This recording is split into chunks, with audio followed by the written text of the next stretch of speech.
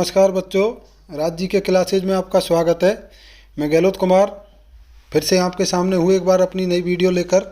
और जो अपना टॉपिक चल रहा है वो कॉन्स्टिट्यूशन संविधान, और इसमें हम संविधान का बेसिक नॉलेज क्लियर कर रहे हैं। अभी तो 2 वीडियो में बना चुका हूँ ऑलरेडी इस पर।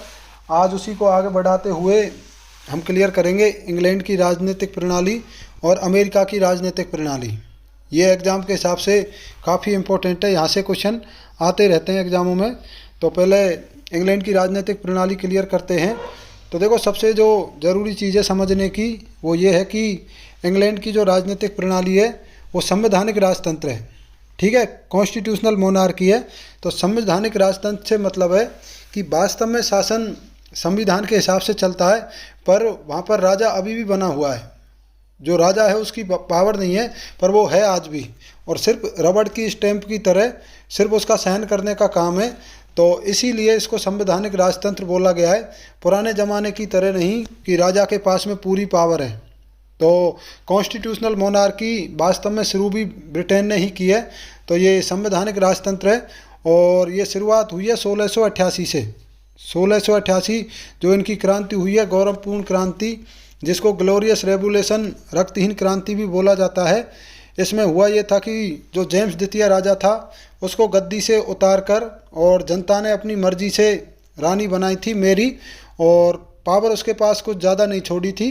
तो यहाँ से संवैधानिक राजतंत्र की शुरुआत होती है। इससे पहले एक और ज़रूरी है, मैग्ना कार्टा जो 1215 में हुआ है, जिसके बारे में मैंने आपको बता दिया पहले। मैग्ना कार्टा क्लियर करता है कि कानून सभी के लिए समान है। ये ग्लोरियस रेवोल्यूशन 1688 की है। तो संवैधानिक राजतंत्र कॉन्स्टिट्यूशनल मोनार्की आपको क्लियर होना चाहिए। किस लिए बोला गया है? क्योंकि संविधान के हिसाब से शासन चलता है, पर दिखाने के लिए राजा है। इसके बाद में संसदीय प्रणाली, पार्लियामेंट्री सिस्टम। ब्रिटेन का लोकतंत्र संसदीय प्रणाली पर आधारित है। अब इसमें क्या है इसका देखो, मैंने आपको पहले ही बताया, एक बार फिर से अच्छे से बताता हूँ। संसदीय प्रणाली में होता ये है कि जो कार्यपालिका है, जो एग्जीक्यूटिव है, वो किस में से बनी होती है? ये बनी होती है किस में से? लेजिस्लेटिव में से, विधायिका में से। ये सबसे ज़रूरी चीज़ है इसमें। जैसे आप इस डायग्राम से समझें, यहाँ पर ये वोटर्स हैं, नागरिक जो वोटर्स के रूप में अपना वोट देंगे, और वो किसका चुनाव करेंगे? लेजिस्लेटिव का, मतलब विधायिका का। और जो विधायिका चुनकर आएगी उसी में से निश्चित बहुमत जो प्राप्त कर लेगी पार्टी, उसकी बनेगी सरकार, जो कि एक प्रकार से एग्जीक्यूटिव है। तो समझने की चीज़ ये कि जो एग्जीक्यूटिव है वो किस में से बनी हुई है? लेजिस्लेटिव में से। कार्यपालिका, सरकार विधायिका में से बनी हुई है, और जब तक विधायिका में उसको बहुमत प्राप्त है, जब तक वो सरकार बनी रहेगी। तो इसीलिए पार्लियामेंट्री सिस्टम में, संसदीय शासन प्रणाली में जो सरकार होती है वो विधायिका के प्रति उत्तरदायी होती है, इसके प्रति अकाउंटेबल होती है। तो बहुत ज़रूरी है ये समझना आपको कि पार्लियामेंट्री सिस्टम क्या है। तो इसकी सबसे ज़रूरी जो बात है वो ये है कि एग्जीक्यूटिव हमेशा लेजिस्लेटिव में से बनी होती है और उसी के विश्वास पर टिकी होती है। कार्यपालिका हमेशा विधायिका में से बनी होती है। आप इसको दूसरे डायग्राम से समझें। तो दूसरे डायग्राम में देखो, ये सिटीजन हो गया, मतलब नागरिक जो वोट देगा, और वोट देने के बाद अपना प्रतिनिधि चुनेगा, और उन प्रतिनिधियों से क्या बनेगी? लेजिस्लेटिव, मतलब विधायिका। और उस विधायिका में से जिस पार्टी को बहुमत मिलेगा उस पार्टी की बनेगी सरकार, मतलब एग्जीक्यूटिव। तो नागरिक ने अपना वोट दिया विधायिका के लिए, विधायिका में से बनी कौन? सरकार। और ऐसी सरकार में हमेशा जो शक्ति होती है, जो पावर होती है, वो किसके पास होती है? पीएम के पास। इसको पार्लियामेंट्री सिस्टम बोलते हैं। प्रधानमंत्री के पास शक्ति होती है। यहीं पर दूसरा प्रेसिडेंटल सिस्टम का भी डायग्राम मैंने डाल रखा है। तो इसमें क्या है, जो नागरिक है वो 2 तरीके से वोट कर सकता है। एक तो वो चुनाव करेगा किसका? एग्जीक्यूटिव का, सरकार का, सीधा। जैसे कि अमेरिका में है, राष्ट्रपति का चुनाव वहाँ के खुद वोटर्स करते हैं, वहाँ के नागरिक करते हैं। दूसरी तरफ ये वोट करेगा किसके लिए? विधायिका के लिए। तो यहाँ पर जो एग्जीक्यूटिव है वो लेजिस्लेटिव में से नहीं बनती, वो अलग से ही उसका चुनाव होता है, राष्ट्रपति का, साथ में उपराष्ट्रपति का भी। और जो राष्ट्रपति है वो मंत्री अपने हिसाब से बनाता है फिर। तो कार्यपालिका विधायिका में से नहीं बनी होती, किसमें? प्रेसिडेंटल राष्ट्रपति शासन में। और इसमें अध्यक्षीय शासन प्रणाली में हमेशा जो राष्ट्रपति है वो पावरफुल रहेगा इसमें। ठीक है, तो ये आपको दोनों बहुत अच्छे से क्लियर होने चाहिए। इसके बाद में लोकतंत्र संसदीय प्रणाली पर आधारित हो गया। ब्रिटेन को संसदीय शासन प्रणाली की जननी कहा जाता है, मदर ऑफ पार्लियामेंट्री सिस्टम इसलिए बोला जाता है क्योंकि सबसे पहले इन्होंने अपनाया है इस सिस्टम को, और जो दूसरे जितने भी देश हैं उनमें ये यहीं से गई है, तो इसीलिए इसको मदर बोला जाता है, इसकी जननी बोला जाता है। और संसदीय शासन प्रणाली को वेस्टमिनिस्टर प्रणाली भी बोलते हैं। वेस्टमिनिस्टर वास्तव में उस जगह का नाम है जहाँ पर इंग्लैंड की संसद बनी हुई है। लंदन शहर के अंदर जिस जगह पर ये संसद बनी हुई है उस जगह का नाम वेस्टमिनिस्टर है, तो उसी के नाम पर इसको वेस्टमिनिस्टर सिस्टम भी बोलते हैं। ये एसएससी में क्वेश्चन आ रखा है। तो ये तीन चीज़ तो बहुत अच्छे से होनी चाहिए क्लियर आपको। संवैधानिक राजतंत्र मतलब कॉन्स्टिट्यूशनल मोनार्की, संसदीय प्रणाली और वेस्टमिनिस्टर इसी को बोला जाता है। अब इंग्लैंड की जो संसद है उसमें वास्तव में 2 सदन है, बाई कैमरल है वो। ठीक है, 2 हाउस हैं। तो 2 हाउस का देखो मैं आपको बता दूं, जो निचला सदन है जिसमें आम जनता चुनकर भेजती है उसको बोलते हैं कॉमन सभा, हाउस ऑफ कॉमन भी बोलते हैं, कॉमन सभा बोलते हैं। और इसकी जो सदस्य संख्या है वो कितनी है? 650। ठीक है, ये निचला सदन है। जैसा हमारे यहाँ पर कौन है? लोकसभा। ठीक है, जैसे हमारी लोकसभा है ऐसे वहाँ पर कॉमन सभा है, तो इसकी सदस्य संख्या 650 है। दूसरा हाउस ऑफ लॉर्ड या लॉर्ड सभा, इसको उच्च सदन बोलते हैं, अपर हाउस बोलते हैं।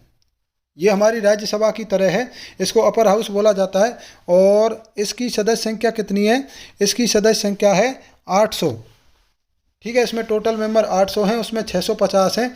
और एक समझने की चीज़ ये भी है कि पहले लॉर्ड सभा का इलेक्शन नहीं होता था, ये फैमिली में से आते थे, इसमें नामजद हुआ करते थे पीढ़ी दर पीढ़ी एक ही परिवार में से। और दूसरा एक ये भी आपको थोड़ा सा क्लियर होना चाहिए कि जो मेंबर रह लेता है लॉर्ड सभा का, उसके नाम के आगे लॉर्ड लग जाता है। जैसे लॉर्ड डलहौजी, लॉर्ड कैनिंग, ये जितने भी लॉर्ड हम पढ़ते हैं, तो इसका मतलब ये है कि वो कभी ना कभी ये लॉर्ड सभा के सदस्य रह चुके हैं। जो लेडीज़ रह लेती है उसके नाम के आगे लेडी लग जाता है, और जो जेंट्स रह लेता है उसके नाम के आगे लग जाता है लॉर्ड। ठीक है, पहले इसमें नामजद हुआ करते थे पीढ़ी दर पीढ़ी परिवारों में से, पर बाद में इस चीज़ का विरोध होने लगा और 1999, ठीक है 1999 ये ख़त्म कर दिया सिस्टम। और वर्तमान में इसके लिए भी क्या होता है? इलेक्शन, चुनाव। तो लॉर्ड सभा के लिए इलेक्शन की शुरुआत 1999 से हुई है, किसमें? इंग्लैंड में। तो ये संसद क्लियर हुई इंग्लैंड की। 2 सदन है, बाई कैमरल हाउस है, जिसमें एक तो हो गया कॉमन सभा और दूसरी होगी लॉर्ड सभा। ठीक है, एक को अपर हाउस बोलते हैं, एक को लोअर हाउस बोलते हैं। कॉमन सभा की सदस्य संख्या 650 है और लॉर्ड सभा की सदस्य संख्या 800 है। आगे बढ़ते हैं। अब ब्रिटेन की शासन प्रणाली एकात्मक है, किसके आधार पर? केंद्र राज्य संबंधों के आधार पर। मतलब ये कि यहाँ पर केंद्र बहुत ज़्यादा मजबूत है, जो सेंटर है वो बहुत ज़्यादा मजबूत है। और आपको समझना चाहिए कि यूनिटरी सिस्टम हमेशा वहाँ पर ज़्यादा कामयाब होता है जहाँ पर देश छोटा होता है, एरिया उसका छोटा होता है, वहाँ पर वास्तव में यूनिटरी सिस्टम ज़्यादा कामयाब होता है। और इंग्लैंड ने इसी को अपना रखा है, जो हमने पहले भी अच्छे से क्लियर किया है। तो यहाँ पर ज़्यादा पावर किसकी है? केंद्र की। राज्य के पास इतनी पावर नहीं है, और जो राज्य हैं वो किसने बनाए? खुद यूनियन ने बनाए, वो केंद्र ने उनको बनाया है। तो ये भी क्लियर होना चाहिए, पहले भी मैंने इसको अच्छे से बताया आपको। अब देखो कुछ फैक्ट्स क्लियर करते हैं हम। इंग्लैंड का पहला प्रधानमंत्री रॉबर्ट बालपोल, ठीक है, रॉबर्ट बालपोल इंग्लैंड का पहला प्रधानमंत्री है। जैसा कि मैंने अभी आपको बताया, पार्लियामेंट्री सिस्टम में हमेशा पीएम पावरफुल होता है, और संसदीय शासन प्रणाली को इंग्लैंड ने सबसे पहले अपनाया। तो सबसे पहला पीएम भी दुनिया को इंग्लैंड ने ही दिया है। अब इसको दोनों तरीके से पूछ ले जाए कि इंग्लैंड का या दुनिया का पहला प्रधानमंत्री कौन है? रॉबर्ट बालपोल। ये 1721 में बने थे पहली बार। तो रॉबर्ट बालपोल दुनिया का पहला पीएम हुआ, प्लस इंग्लैंड का पहला पीएम हुआ। क्लियर। दूसरा क्वेश्चन बिल्कुल खास है कि दुनिया की पहली महिला प्रधानमंत्री, तो दुनिया की पहली महिला प्रधानमंत्री एस भंडार नायके 1960 श्रीलंका। ये बहुत बार एग्जाम में आ रखा है, बहुत अच्छे से क्लियर होना चाहिए। दुनिया की पहली महिला प्रधानमंत्री एस भंडार नायके, दुनिया का पहला प्रधानमंत्री रॉबर्ट वालपोल। इसके बाद में एक और क्वेश्चन है, इंग्लैंड की पहली महिला प्रधानमंत्री मार्गरेट थैचर 1979, ठीक है 1979 इंग्लैंड में पहली महिला प्रधानमंत्री मार्गरेट थैचर बनी है। दुनिया में एस भंडार नायके बनी है और मार्गरेट थैचर को बोला जाता है आयरन लेडी ऑफ इंग्लैंड, ठीक है। इंग्लैंड की लौह महिला के नाम से मार्गरेट थैचर को जाना जाता है, जैसे भारत में आयरन लेडी बोला जाता है इंदिरा गांधी को, ठीक है। 3 क्वेश्चन बिल्कुल फैक्ट्स के बहुत अच्छे हैं। रॉबर्ट वालपोल पहला पीएम दुनिया का, एस भंडार नायके पहली महिला प्रधानमंत्री दुनिया की, मार्गरेट थैचर इंग्लैंड की पहली महिला प्रधानमंत्री। इसके बाद में एक और क्वेश्चन पूछ रखा है पेपर में कि किसी मुस्लिम देश की पहली महिला प्रधानमंत्री, तो ये बेनजीर भुट्टो और ये बनी थी 1988। ये किसी मुस्लिम देश की प्रधानमंत्री बनने वाली पहली महिला हैं, ठीक है। तो ये 4 चीज़ तो आपको ये क्लियर होनी चाहिए।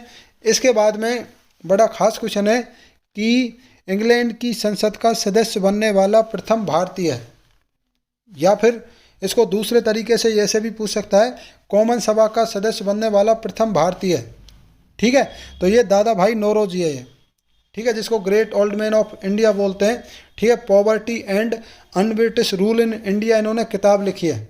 धन निष्कासन का वेल्थ ड्रेन थ्योरी दी है इन्होंने, बहुत इंपॉर्टेंट टॉपिक है, दूसरे उसमें पढ़ेंगे हम अलग से जो टॉपिक है इकोनॉमिक्स का। तो दादा भाई नौरोजी इंग्लैंड की संसद के सदस्य बनने वाले प्रथम भारतीय हैं 1892 में, और ये इलेक्शन जीते थे फिन्सबरी, और ये कॉमन सभा में गए थे, ठीक है, क्योंकि लॉर्ड्स जो हाउस है उसका तो उस समय चुनाव ही नहीं होता था। तो इंग्लैंड की संसद का या कॉमन सभा का, दोनों तरीके से आंसर एक ही है, दादा भाई नौरोजी, जिनको great old man of India बोला जाता है। दूसरा, जब 1999 में इलेक्शन शुरू हो गया किसका, लॉर्ड्स का, लॉर्ड्स हाउस का जब इलेक्शन शुरू हो गया तो उसमें जो चुना गया है वो पहला भारतीय कौन है, स्वराज पाल, ठीक है। स्वराज पाल ये लॉर्ड्स हाउस का सदस्य बनने वाला प्रथम भारतीय है, ठीक है, ये भी आपको क्लियर होना चाहिए। तो दादा भाई नौरोजी ज़्यादा इंपॉर्टेंट है, पर स्वराज पाल लॉर्ड्स हाउस का सदस्य बनने वाला प्रथम भारतीय है, ठीक है। ये इंग्लैंड की शासन प्रणाली क्लियर। इसके बाद में अमेरिका, ठीक है। तो देखो अमेरिका का थोड़ा सा अलग है। पहला तो क्वेश्चन ये है कि सबसे पहला लिखित संविधान अमेरिका का है, जो इंग्लैंड है उसका अलिखित है। संविधान तो सबसे पहले इंग्लैंड ने बनाया, पर उसका जो संविधान है वो अलिखित है, रिटन में सबसे पहले अमेरिका ने लिखा है, और इसीलिए अमेरिका को बोलते हैं संविधान की जननी, mother of constitution. Mother of parliamentary system बोलते हैं इंग्लैंड को, ठीक है। संसदीय शासन प्रणाली की जननी बोलते हैं इंग्लैंड को, और संविधान की जननी बोलते हैं अमेरिका को, ठीक है। ये आपको क्लियर होना चाहिए। इसके बाद में जो अमेरिका का लोकतंत्र है, जो अमेरिका का लोकतंत्र है वो कैसा है, अध्यक्षीय प्रणाली पर आधारित है, प्रेसिडेंटल सिस्टम, जो अभी मैंने अच्छे से समझाया उस डायग्राम में, जिसका जो मेन वो है तरीका, वो ये है कि जो कार्यपालिका होती है वो विधायिका में से नहीं बनी होती। वो होता ये कि जो कार्यपालिका का मुखिया होता है इसमें हमेशा राष्ट्रपति होता है, ठीक है, राष्ट्रपति होता है, और राष्ट्रपति का चुनाव करती है सीधे जनता। तो इसीलिए कार्यपालिका अलग से ही बनती है, और राष्ट्रपति अपनी मर्जी से कार्यपालिका बनाता है। इसमें जो मंत्री होते हैं उसकी मर्जी है वो विधायिका में से उनको बनाए या नहीं बनाए, जैसा उसको लगता है कि ये व्यक्ति इस मंत्रालय को अच्छे से संभाल सकता है उसको चार्ज दे सकता है वो। तो इसमें रेस्पॉन्सिबिलिटी विधायिका के प्रति नहीं होती, जो कार्यपालिका है वो विधायिका के प्रति जिम्मेदार नहीं होती। ये सबसे बड़ा अंतर है, ये आपको बिल्कुल अच्छे से याद रखना है। तो जो अमेरिका में है प्रेसिडेंटल सिस्टम और इंग्लैंड में है वो पार्लियामेंट्री सिस्टम, और प्रेसिडेंटल सिस्टम सबसे पहले अमेरिका ने ही अपनाया है, ठीक है। लिखित संविधान सबसे पहले इनका है। इसके बाद में कोई भी व्यक्ति अमेरिका का 2 से अधिक बार राष्ट्रपति नहीं बन सकता। बहुत अच्छे से क्लियर कर लेना, बहुत बार क्वेश्चन आ रखा है। ठीक है, कोई भी व्यक्ति 2 से अधिक बार अमेरिका का राष्ट्रपति नहीं बन सकता। पहले रूस में भी यही था, पर अब रूस ने चेंज कर दिया है, अब वहाँ पर बन सकता है कोई। भारत में कोई कितनी बार भी पीएम बन सकता है, कितनी बार भी राष्ट्रपति बन सकता है। ठीक है, तो कोई भी व्यक्ति 2 से अधिक बार अमेरिका का राष्ट्रपति नहीं बन सकता। आपका क्लियर होना चाहिए अच्छे से। इसके बाद में राष्ट्रपति अपना मंत्रिमंडल विधायिका में से बनाने के लिए बाध्य नहीं है। जैसा कि मैंने आपको अभी बताया कि वो समझता है कि ये व्यक्ति इस फील्ड में अच्छा नॉलेज रखता है, उसी को ही चार्ज दे सकता है। अब वो विधायिका का सदस्य हो भी सकता है और नहीं भी हो सकता। तो आप इसको ऐसे समझें कि कार्यपालिका विधायिका के प्रति जिम्मेदार नहीं होती। ये प्रेसिडेंटल सिस्टम की सबसे बड़ी खासियत है ये। ठीक है, दूसरा ये मंत्रिमंडल विधायिका में से बनाने के लिए बाध्य नहीं है। क्लियर। अब अमेरिका की संसद, यहाँ से बिल्कुल क्वेश्चन आता रहता है बार बार कि अमेरिका की संसद को किस नाम से जाना जाता है। तो अमेरिका की जो पार्लियामेंट है उसको जाना जाता है किसके नाम से? कांग्रेस के नाम से। ठीक है, कांग्रेस बोलते हैं अमेरिका की संसद को। और जो अमेरिका की संसद है कांग्रेस, ये 2 हाउस से मिलकर बनी होती है। ठीक है, 2 हाउस से मिलकर बनी होती है। एक तो इसमें प्रतिनिधि सभा है जिसको हाउस ऑफ रिप्रेजेंटेटिव बोलते हैं, दूसरा सीनेट है। और जो प्रतिनिधि सभा है उसकी सदस्य संख्या कितनी है? 435। ठीक है, 435 है। और सीनेट की सदस्य संख्या है 100। प्रतिनिधि सभा के सदस्य डायरेक्ट जनता के द्वारा चुने जाते हैं। और जो सीनेट है, ठीक है, सो जो सीनेट है उसके सदस्य आते हैं स्टेट से, प्रांत से। 50 राज्य हैं अमेरिका में और एक राज्य अपने 2 सदस्य भेजता है इसमें। तो इसीलिए सीनेट में पूरी पावर राज्यों के पास है। ठीक है, राज्यों के पास है और ये फेडरल सिस्टम की खासियत है। ठीक है, इसको आप समझना अच्छे से। जो संघात्मक प्रणाली होती है जो अमेरिका ने अपना रखी है, उसकी ये खासियत है कि वहाँ पर हमेशा जो हाउस होता है वो बाइकैमरल होता है। सदन हमेशा द्विसदनात्मक मिलेगा आपको। किसमें? संघात्मक शासन प्रणाली में। केंद्र राज्य संबंधों के आधार पर यदि फेडरल सिस्टम होगा तो 100% वहाँ पर 2 हाउस मिलेंगे आपको। एक ऐसा हाउस जिसमें जनता सीधे अपने प्रतिनिधि चुनती है, जैसा कि ये प्रतिनिधि सभा है। और दूसरा एक ऐसा हाउस जो प्रांत की सरकारों को पावर देता है और उसमें सदस्य जो भेजे जाते हैं वो राज्य सरकारों के द्वारा भेजे जाते हैं। जैसे कि अमेरिका में सीनेट है, और अमेरिका का जो सीनेट है ये हमारे राज्यसभा की तरह है। ये उच्च सदन है, अपर हाउस है, प्रतिनिधि सभा लोअर हाउस है। ठीक है, ये क्लियर होना चाहिए। सीनेट का जो अध्यक्ष है वहाँ पर कौन होता है? उपराष्ट्रपति होता है।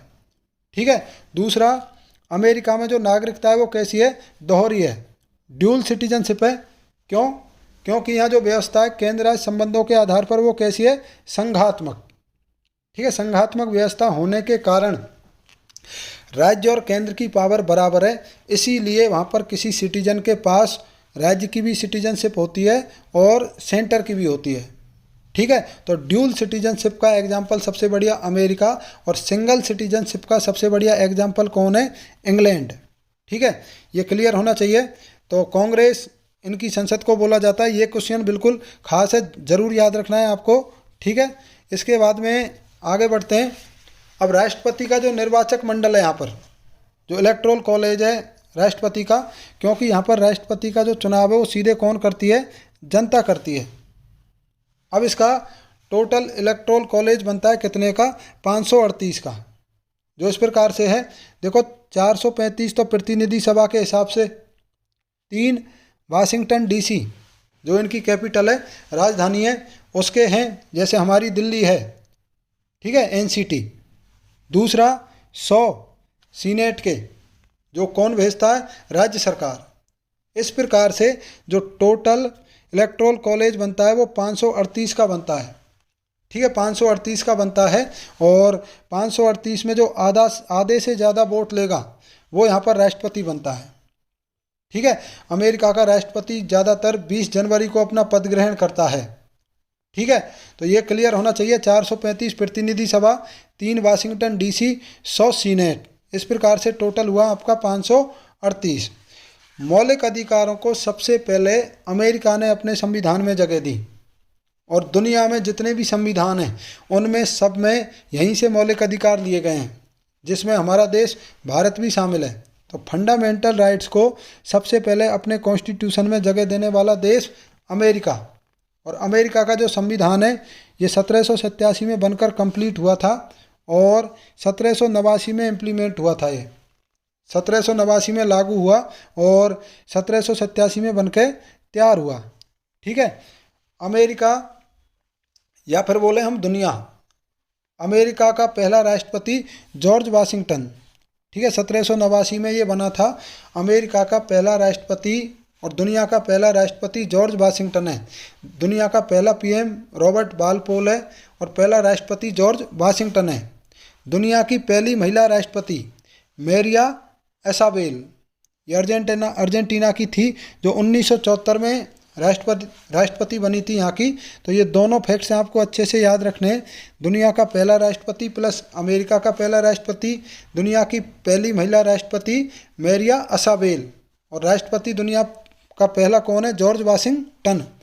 एक और क्वेश्चन है, अधिकतम अमेरिका का राष्ट्रपति कोई व्यक्ति 2 बार रह सकता है, जो अभी हमने क्लियर किया। पर फ्रैंकलिन डी रूजवेल्ट एकमात्र राष्ट्रपति हैं जिन्होंने कितने टेन्योर निकाले? 4। ठीक है, 4 टेन्योर तक राज्य किया था। किसने? Franklin D Roosevelt.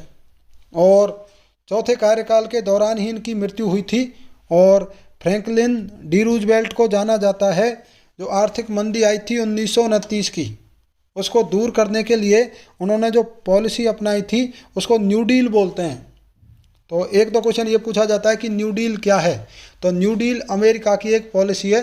जो रेसेशन आई थी, आर्थिक मंदी आई थी, दुनिया की सबसे बड़ी मंदी थी 1929 में, उसको दूर करने के लिए पॉलिसी थी। और इसको लाने वाला कौन है? Franklin D Roosevelt.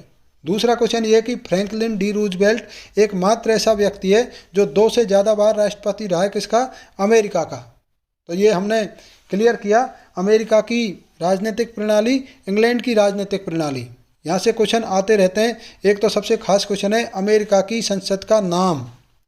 ठीक है, यह आपको अच्छे से याद रखना है और आगे बने रहिए मेरे चैनल पर। अगली वीडियो हम लेकर आएंगे जो इसी टॉपिक को आगे बढ़ाएंगे। उसमें यह है कि जो पिछले 3 वीडियो मैंने बनाए हैं उनसे संबंधित सारे क्वेश्चन मैं आपको क्लियर कराऊंगा। और उसके बाद में हम शुरू करेंगे भारतीय संविधान, इंडियन कॉन्स्टिट्यूशन। ठीक है, वीडियो देखने के लिए धन्यवाद। और इसी तरीके से आप चैनल पर बने रहें। कॉन्स्टिट्यूशन का पूरा एक एक पार्ट मैं आपको बहुत अच्छे से क्लियर कराऊंगा। थैंक यू, धन्यवाद।